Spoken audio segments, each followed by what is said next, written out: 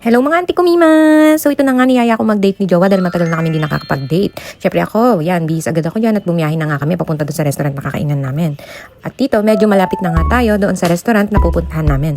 Dinarayo nga daw tong Japanese restaurant dito, kaya susubukan din namin dito kung masarap ba. At andito na nga kami sa aming destinasyon. Dito nga may makikita at may mga waiting pa sa labas. Big sabihin, puno pa sa loob at maraming tao. Sa description yung location nila Mi. Andito tayo ngayon sa The Sushi Packers. At dahil punuan pa, naghintay muna kami sa labas at tatawagin daw kami kapag may available na.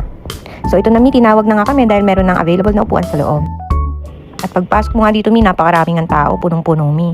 So ayan, habang nakaupo kami ay pumipili na rin kami ng aming orderin.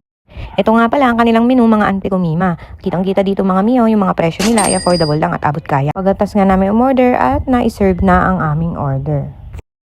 At susubukan na nga natin mga auntie ko Mima kung ano ang lasa ng kanilang ramen dito. Kaya tara Mi, kain tayo!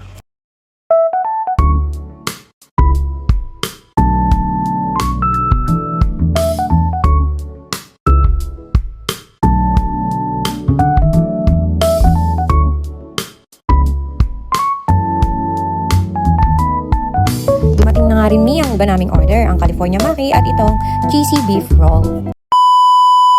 Tara, taste test!